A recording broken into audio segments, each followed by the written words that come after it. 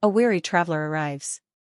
The glowing red digits of the clock, perched above the dusty counter, announced midnight, a stark, vibrant pulse in the otherwise muted motel lobby.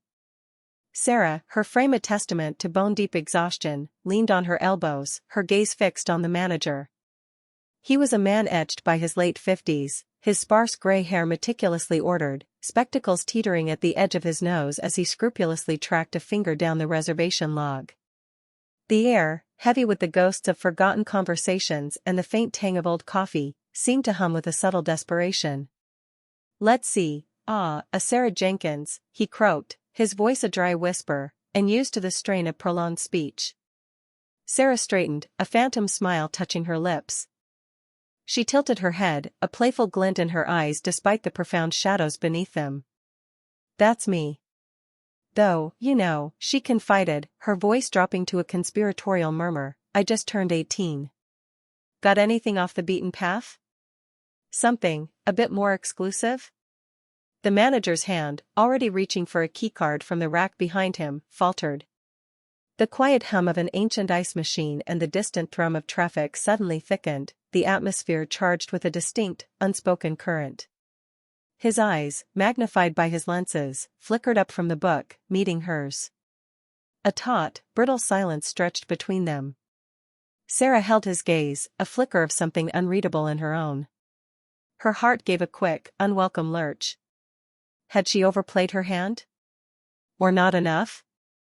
He cleared his throat, a reedy, parched sound. "All our rooms are exclusive, in their own way, miss. Dependable. Clean." He finally plucked a keycard, number 217. Room 217. Non-smoking. Facing the parking lot. His tone was flat, drained of any lingering spark of interest.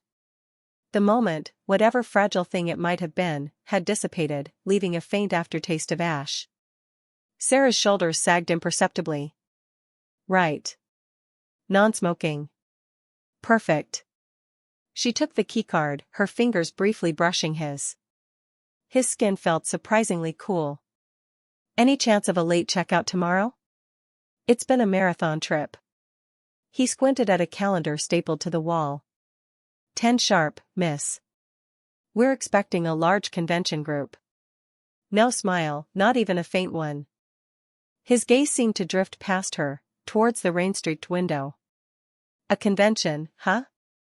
Sarah murmured, feigning sudden fascination with the faded floral wallpaper. "Sounds lively." She turned the smooth plastic keycard over in her fingers, her mind already racing, sifting through alternatives. This was hardly the welcome she'd envisioned, not the opening she'd tried to coax. He was either genuinely oblivious or a master of dissimulation. She leaned back against the counter, trying a fresh approach. "So, what kind of convention? Anything exciting happening in town?" The manager finally met her gaze, a hint of impatience clouding his eyes. "Travel agents, miss. Exciting for them, I suppose." He pushed a registration form across the counter. "If you could just sign here. And a credit card for incidentals." Sarah sighed, a barely audible exhalation. The playful mask slipped, revealing the profound weariness beneath. She scrawled her name, the pen scratching loudly across the paper, and handed over her card. As he swiped it, the machine whirred with sluggish reluctance. The transaction stretched into an eternity. She watched his profile, the subtle working of his jaw, the faint tremor in his hand. He wasn't merely tired, a coiled tension resided within him. He handed back the card and the receipt. "Elevators around the corner. 2 flights up. Enjoy your stay, miss." His voice was clipped, definitive. Sarah took the receipt, her fingers brushing the cool plastic keycard again. "Thanks," she said, her voice hollow. "I'm sure I will." She turned, the weight of her backpack suddenly oppressive, and walked towards the dimly lit hallway, the scent of stale coffee fading behind her, replaced by the faint, clinical smell of industrial cleaner. The possibility, however fleeting, had vanished. She was just another weary traveler in room 217. A question not on the list. The late hour hummed with the low thrum of the hotel's air conditioning, a stark contrast to the buzzing anticipation in Sarah's chest. The polished mahogany of the reception desk felt cool beneath her forearms as she leaned in, her gaze fixed on the manager. Mr. Henderson, a man whose 58 years had etched lines of mild amusement around his eyes, meticulously scanned the digital reservation book. The soft glow from the screen illuminated the faint sheen of sweat on his brow, though the lobby was comfortably cool. "Another late arrival, then, Miss Albright," he murmured, his voice a low rumble. He didn't look up, his fingers poised over the keyboard. Sarah let a small, teasing smile play on her lips. The adrenaline of the past few days, the thrill of her newfound freedom, still coursed through her veins.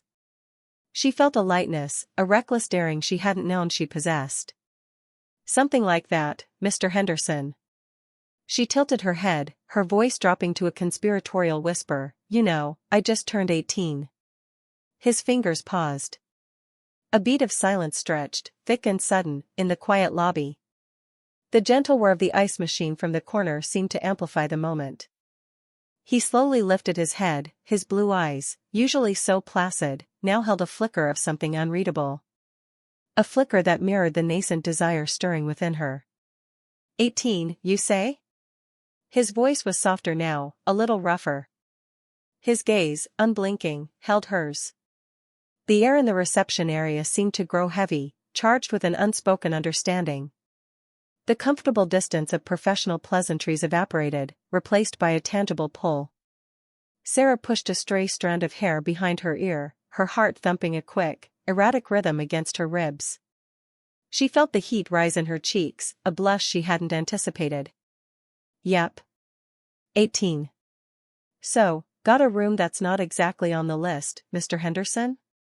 Her voice was barely a whisper, a playful challenge barely veiled. His hand, which had been resting on a stack of pristine keycards, hesitated. His thumb brushed against the smooth plastic, a small, almost imperceptible gesture. The fluorescent lights of the lobby seemed to intensify, casting stark shadows across his face, emphasizing the new tension in his jawline. His gaze dropped from her eyes to her lips, then lingered for a moment on the delicate curve of her collarbone beneath the thin fabric of her shirt. "A room not on the list," he repeated, the words hanging in the air, weighted with implication. The hotel's usual quiet seemed to hum with a new, dangerous energy. The scent of polished wood and stale coffee, usually so innocuous, now felt intoxicating, laced with possibility. He didn't smile, but his eyes held a glint, a dark, knowing spark. He slowly withdrew his hand from the keycards, letting it rest on the counter. His gaze returned to hers, unwavering. The moment stretched, taut and breathless, between them.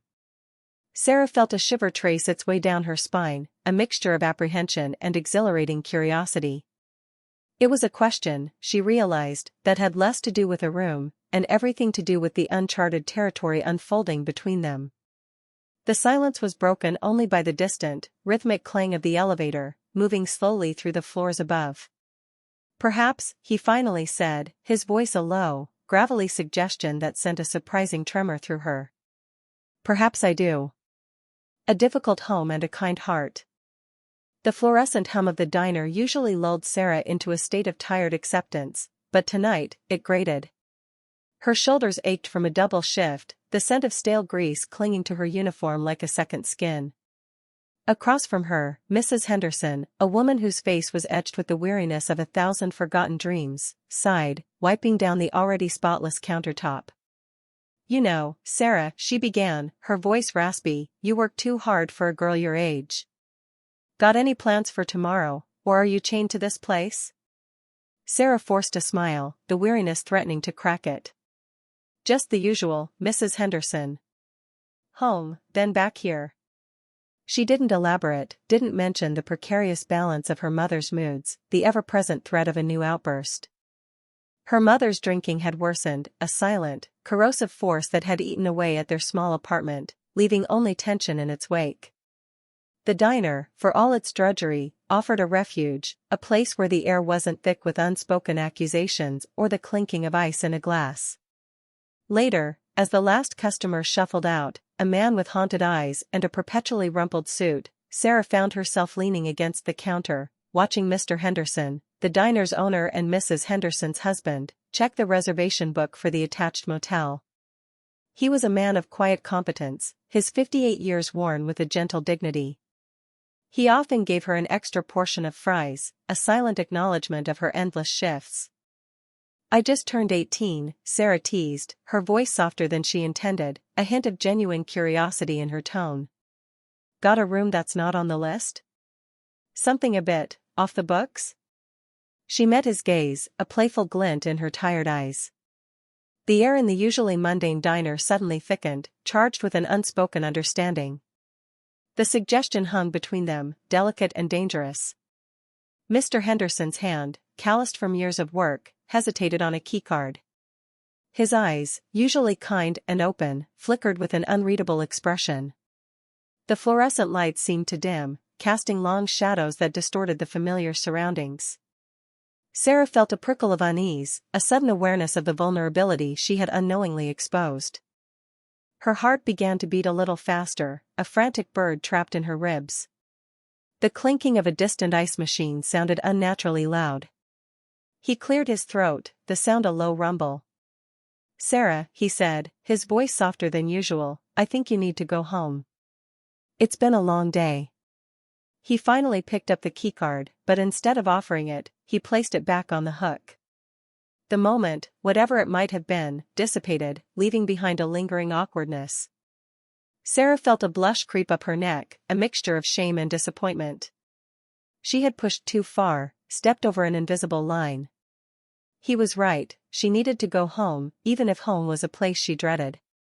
As she walked out into the cool night, the ache in her shoulders felt heavier than ever. A safe harbor for the night. The late hour draped the motel lobby in a hushed stillness, broken only by the hum of the ancient ice machine down the hall. Sarah leaned against the polished laminate of the check-in counter, the fluorescent lights reflecting off her damp hair. Her backpack, still smelling faintly of pine and damp earth, slumped at her feet. Mr. Henderson, his spectacles perched low on his nose, slowly traced a finger down the reservation book, the pages a blur of tiny script. His movements were deliberate, each turn of the page accompanied by a soft rustle. "Just turned 18, huh?" he mused, without looking up, a faint smile playing on his lips. He finally glanced at her, a flicker of something unreadable in his tired eyes. "Got a room that's not on the list, perhaps?"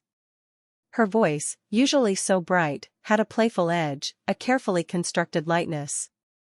She tilted her head, a strand of hair falling across her face. He hesitated, his hand hovering over a stack of keycards. The air thickened, heavy with unspoken possibilities, the silence stretching taut between them. A sudden, sharp clang from the ice machine startled them both, shattering the fragile moment. Mr. Henderson cleared his throat, the sound gruff, and his hand dropped decisively onto a keycard. "Room 107. 2 double beds, kitchenette. You'll find it's quite private." He slid the card across the counter, the plastic cool against her fingertips. Sarah's breath hitched, a wave of relief so potent it made her knees weak. She'd walked for hours, the lingering chill of the forest still clinging to her clothes, and the thought of sleeping under a roof, a safe roof, was a balm to her frayed nerves. "Thank you, Mr. Henderson," she said, her voice softer now, stripped of its playful facade. "Really? Thank you." He merely nodded, his gaze distant. "Just be quiet. We have an early rising couple in 108. His words were perfunctory, but the underlying concern wasn't lost on her. As she turned, the keycard a small, reassuring weight in her palm, she saw him watching her in the reflection of the glass door. His expression was a complex mix of apprehension and something akin to quiet resignation. Room 107 was a sanctuary. The air, though stale, was blessedly dry. A faded floral bedspread covered one of the beds, and the other, pristine white, seemed to beckon her. She tossed her backpack onto the floor and, without bothering to turn on the overhead light, sank onto the clean bed. The mattress sagged slightly, but it was solid, real. The rhythmic hiss of the motel's heating unit was a lullaby after the wind-whipped silence of the woods. She closed her eyes, the scent of antiseptic and old coffee a strange comfort. Sleep, deep and dreamless, claimed her almost instantly. Hours later, a persistent knocking roused her. Her heart hammered against her ribs, every muscle tensing.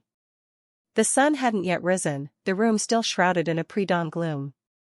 The knocking came again, more insistent this time. "Sarah? It's Mr. Henderson. I brought you something." His voice was low, cautious. She crept to the door, peering through the peephole. Mr. Henderson stood there, a paper bag clutched in one hand, a travel mug in the other. He looked older in the dim light, the lines etched around his eyes more pronounced. She unlatched the door, opening it just a crack. "Coffee and a bagel," he said, extending the offerings. "On the house. You look like you could use it." His gaze was kind, without the earlier flicker of ambiguity. She took the mug, its warmth seeping into her chilled fingers. "Thank you," she whispered, her voice still thick with sleep and gratitude. "You really didn't have to." He shrugged. "Just an old man looking out for a kid who needs a safe place for a night." He paused, then added, his voice dropping to a near whisper, "Be careful, Sarah." He met her eyes, a silent warning passing between them before he turned and shuffled back down the dimly lit corridor, leaving her with the warm coffee and a renewed sense of the precariousness of her newfound safety. The light of a new, uncertain day was just beginning to seep through the gap in the curtains. A morning mix-up. The early morning sun, a thin, watery gold, struggled to penetrate the motel room's grimy window. Sarah stretched, her muscles protesting the uncomfortable mattress, before her eyes snapped open to the unfamiliar ceiling. For a split second, she didn't remember where she was. Then, the events of the previous night, the suggestive banter with the manager, the weight of his gaze, the unexpected keycard in her hand, flooded back, bringing with them a wave of both triumph and unease. She was free, but at what cost? A soft rustling from the adjacent bed reminded her she wasn't alone. Ethan, still deeply asleep, was sprawled across the covers, one arm flung out as if trying to catch a dream. A pang of guilt tightened in her chest. He hadn't asked for any of this, for the clandestine escape, the unsettling encounter. She'd dragged him into her impulsive plan, fueled by a desperate desire for independence. She slipped out of bed, careful not to disturb him. The air was cool against her skin, a stark contrast to the stifling humidity of their old apartment. A quick glance at her phone confirmed her suspicions, multiple missed calls from her mother, a string of increasingly frantic texts. Sarah stared at them, a knot forming in her stomach. Ignoring them felt like a betrayal, but answering them felt like surrendering. A sharp knock rattled the door, making her jump. Her heart hammered against her ribs. Had her mother tracked them down already? Or worse, had the manager changed his mind? She exchanged a quick, terrified glance with the still sleeping Ethan. Another knock, more insistent this time. Hesitantly, Sarah peered through the peephole. A woman in a floral bathrobe, her hair in curlers, stood impatiently on the other side, holding a small, yapping dog on a leash. Confusion warred with relief. The woman, seeing Sarah's reflection in the polished brass, frowned. "Excuse me, but aren't you in room 204, she demanded, her voice surprisingly loud. "Because my room, 203, is supposed to have a king-sized bed, not two doubles, and there's a distinct smell of cat in here." Sarah's brow furrowed. "Room 203? She looked down at the keycard still clutched in her hand. 203, it read, in bold, black print. A wave of ice-cold realization washed over her. The manager hadn't given her an extra room. He'd given her this room. The wrong room. The room reserved for the woman in the floral bathrobe and her yapping dog. The manager's sly smile, his lingering touch on the keycard, suddenly made chilling sense. He hadn't given her a room not on the list. He'd given her a problem. This wasn't a secret act of kindness, it was a deliberate, calculated misdirection, a way to keep her tethered, to keep her indebted. The air in the small room suddenly felt heavy, suffocating. The promise of freedom had curdled into a sticky, uncomfortable trap. Ethan began to stir, groaning softly. The woman outside knocked again, harder this time. Sarah felt a cold dread settle in her bones. This was only the beginning. Sarah's clever solution. The fluorescent hum of the front desk was the only sound breaking the late-night quiet. Sarah, barely 18, leaned against the cool laminate, her cheek resting on her upturned palm. Across from her, Mr. Henderson, the night manager whose 58 years sat heavy on his shoulders, meticulously scanned the thick reservation book. His spectacles, perched low on his nose, reflected the faint glow of the computer screen. A playful glint entered Sarah's eyes. "I just turned 18, she mused, her voice a low murmur that seemed to fill the otherwise empty lobby. "Got a room that's not exactly on the list?" Mr. Henderson's hand, calloused from years of handling keycards and ledgers, paused over a stack of electronic keys. The air, already thick with the scent of stale coffee and disinfectant, suddenly grew heavy with an unspoken possibility. He looked up, his brow furrowed, a flicker of something unreadable in his tired eyes. He'd known Sarah since she was a little girl, tagging along with her mother, always with that mischievous sparkle. "Sarah, what are you talking about?" His voice was a low rumble, laced with a familiar weariness. He pushed his glasses higher, his gaze searching her face. She straightened, a subtle shift in her posture, her eyes meeting his directly. "I need a place to stay, Mr. Henderson. Somewhere, off the grid. Just for tonight." The playful tone had vanished, replaced by an earnestness that tugged at his conscience. He knew the stories, the hushed whispers about her home life, the arguments that sometimes spilled into the quiet streets. He hesitated, his gaze drifting to the silent security monitors displaying various angles of the deserted hallways. His loyalty to the hotel, to its rules, warred with a deep-seated protectiveness for the young woman before him. "I can't just give you a room, Sarah. It's against policy. And I can't exactly ignore the rules." "I'm not asking you to," she countered, her voice dropping to a near whisper. "Just, tell me where the maintenance closet is." "The one on the 3rd floor, near the fire escape. I remember Mom talking about it, how it's always unlocked for emergencies." Mr. Henderson's eyes widened slightly. The maintenance closet. A small, dusty space, rarely used, filled with spare linens and cleaning supplies. It wasn't a room, not by any stretch, but it was out of sight, and more importantly, out of mind. It was a loophole, a technicality that might just work.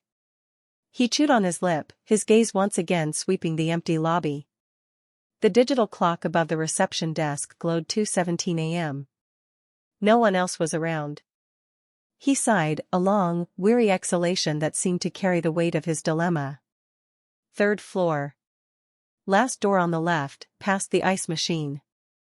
The key is usually in the lock, tucked behind the pipe, for the cleaning staff. He avoided her gaze, focusing instead on the glossy surface of the counter. "Don't make a sound. And be gone before 6.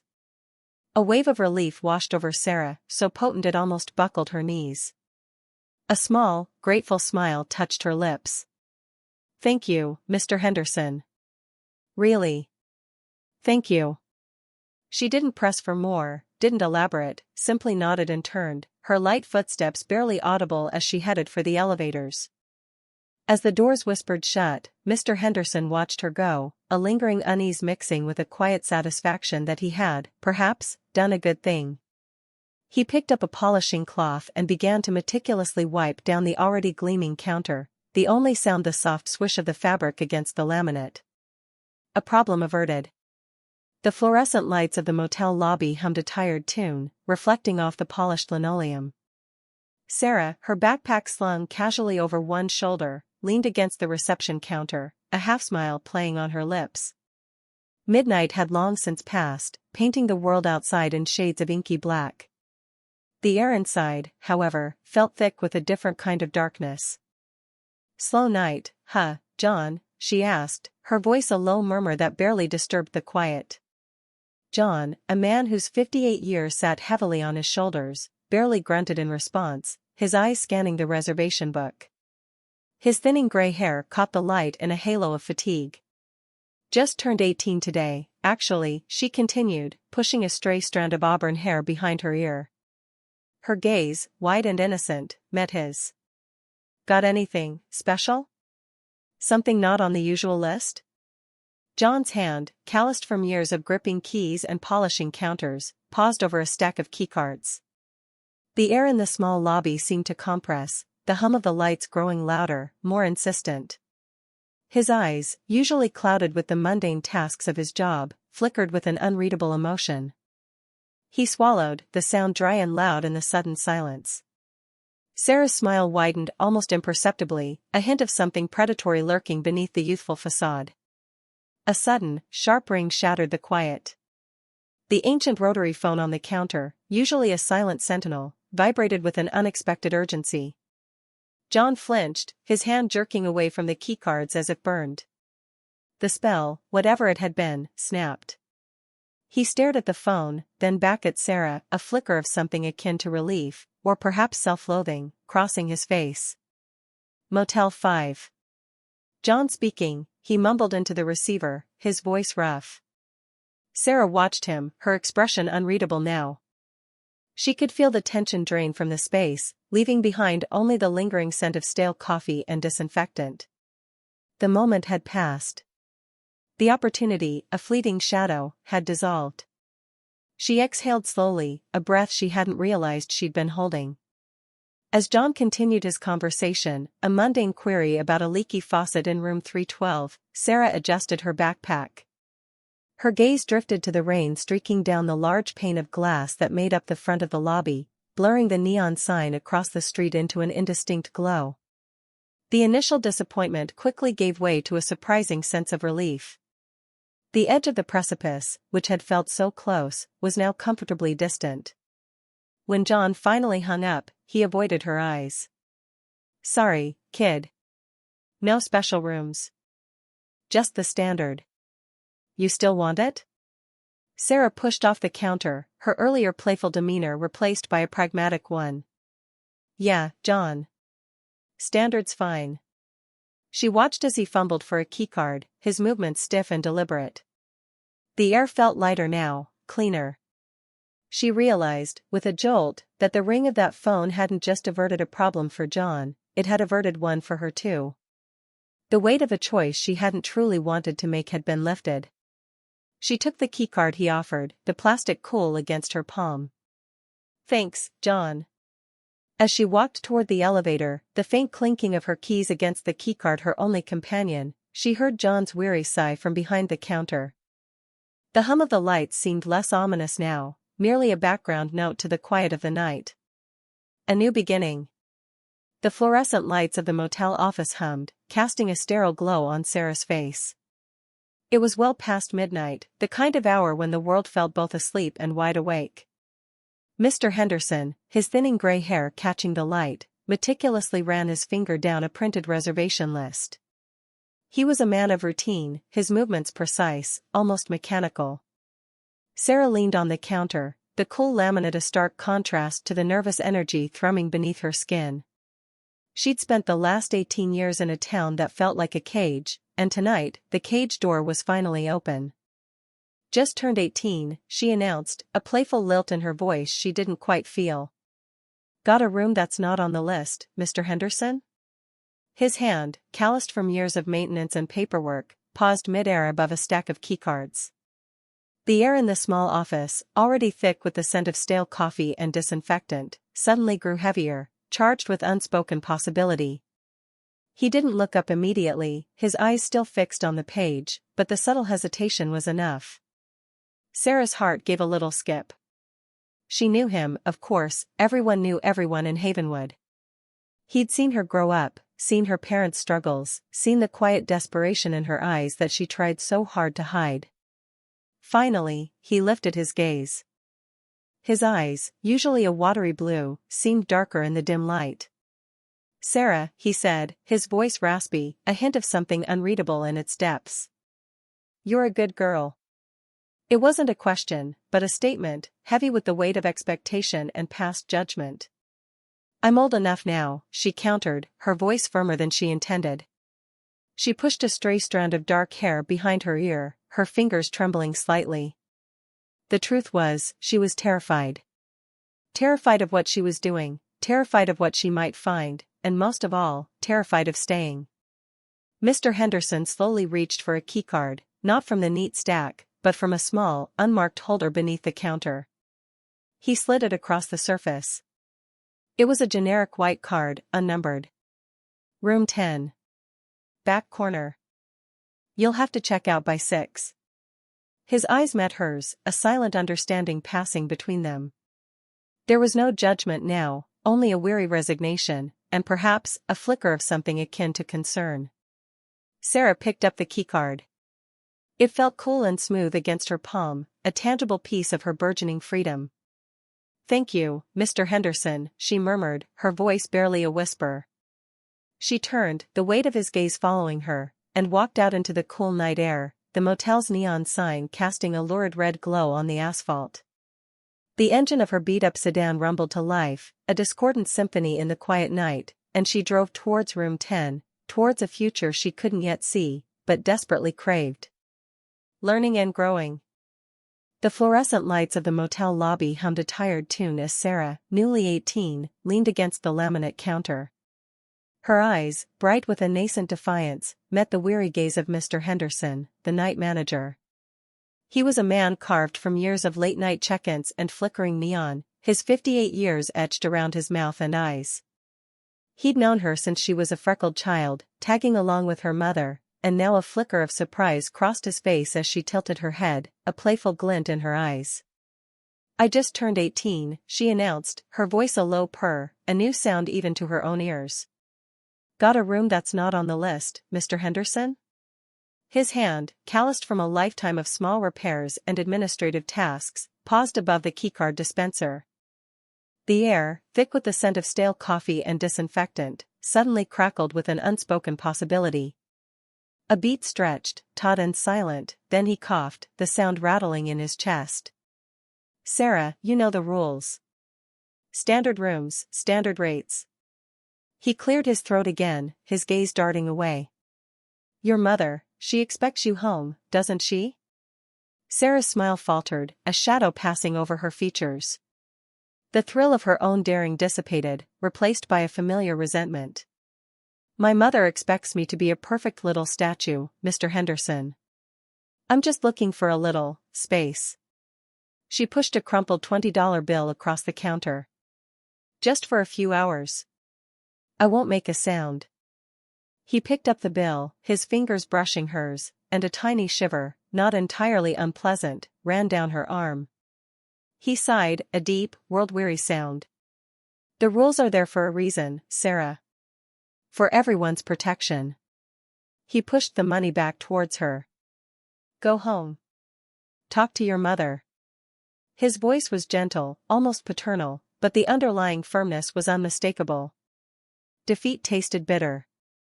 She snatched the 20, her cheeks flushing. "Fine," she snapped, turning abruptly. The lobby suddenly felt suffocating. She stomped towards the exit, the glass doors hissing open to reveal the cool night air.